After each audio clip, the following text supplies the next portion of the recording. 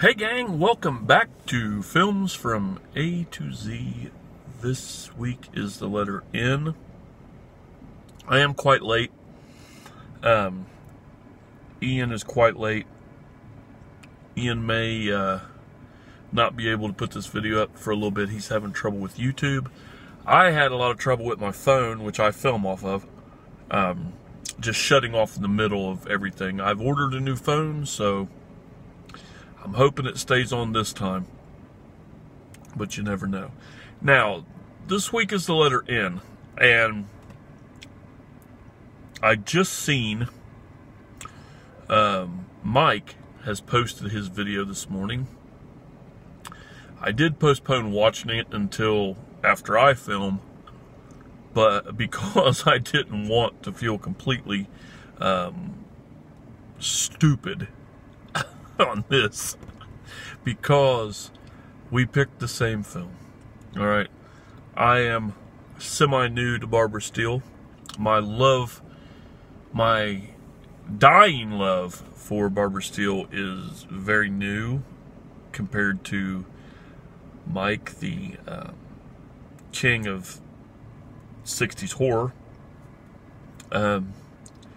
And I had picked it because this is one I had never seen. Or at least I didn't think I'd seen it. I have seen it.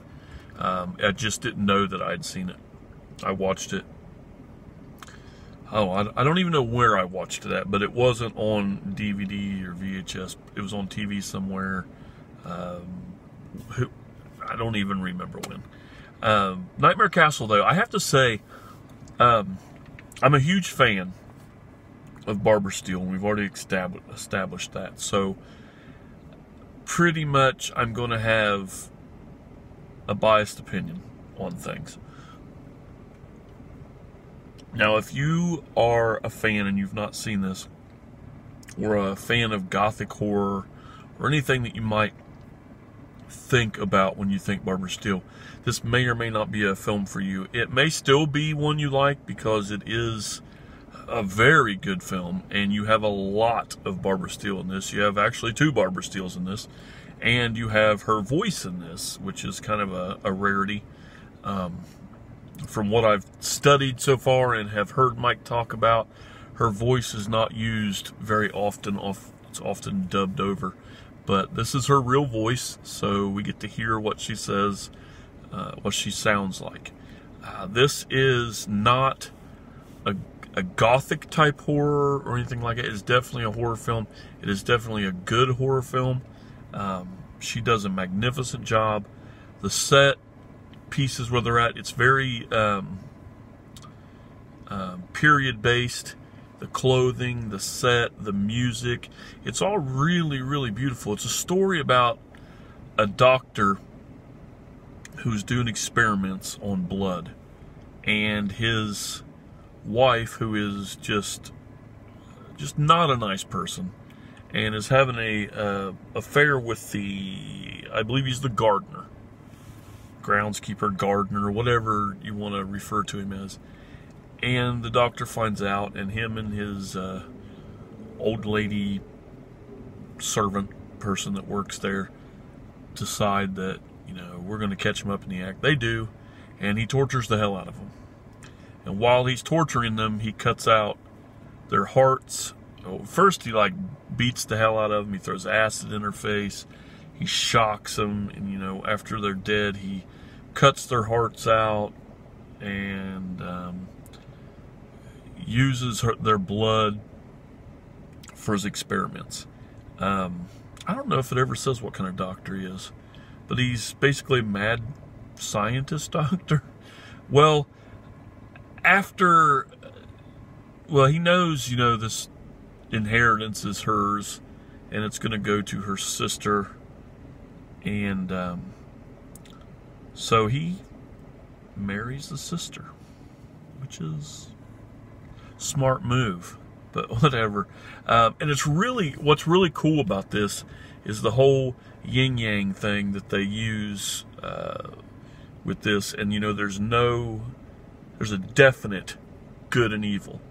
Definite. And when I watched this film, kind of like the first thing that popped in my mind is how definite you use black and white for good and evil. Like if you've ever read any of the old Mad Magazine comics and they have spy versus spy, you know the black spy is bad and you know the white spy is good. Even though they're both going at each other, you know, black is, you know, evil. It's always portrayed as evil, you know, gothic, whatever. And white is always, you know, the light and the good side and whatever. And that's the same way they do here. Barbara Steele, as the evil sister, has her natural, you know, long, luscious black, jet black hair. And the good Barbara Steele, the sister, I believe her name's Sally, is blonde-headed. You know, so it's fairly obvious who's who and who's who, you know. She's very nice, very, you know, whatever. So they kind of start making her feel like she's going a little crazy in that space when she comes back. And, you know, I'm going to leave it there with you because I don't want to ruin this for anybody, because it really is a good film. It flows very nicely. The best thing is there is a lot of Barbara Steele. She's a very talented actress, and to see her in so much of a film, which there are other ones where you see her so much, but you don't get to see her in anything like this, where she's just, I don't even know how to say it. It's not a straight up horror role for her. Okay, it's I can't even really say that because she's tormented on both sides. But yeah, just watch it. Make sure you watch Mike's video, because I know for a fact that it's going to blow anything I say out of the water. I'm not going to try to wow you with any knowledge watching the same film as The King. I know we're going to have different opinions on this and everything like that, but actually our opinions are the same. But yeah, just go watch Mike's film. And we have our genre files coming up this week, and it is film noir, and I need help. I'm very new to this. I've watched a few, and from what I've seen, I really like. I have some on a wish list to buy.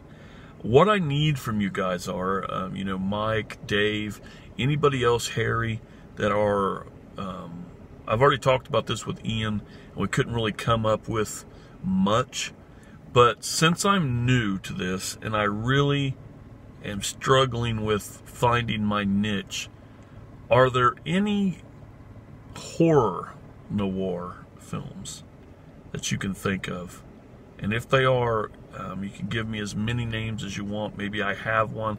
If not, I'm going to have to go with newer, whatever they're called, neo-noir stuff. And I might watch Mulholland Drive or something like that. But I really want to do horror. So if you guys can come up with something you think maybe that it would hit the guidelines of noir, please post it in the comments, send me a message on Facebook, whatever you want to do to get the word out to me. I'd really appreciate that. So until next time, guys, thanks so much for watching. Make sure you check out Mike's video on Nightmare Castle, and let's hope that Ian can get his troubles with YouTube fixed. Every time he tries to post a video, it just stops. The app that he uses to post with just freezes up. He also does a no-edit video like me on his iPad, I think. I think it's an iPad. I don't know if he uses his phone or what. I think it's iPad. But if any help would be greatly appreciated. So, until next time, guys, thanks for watching. And as always, game over.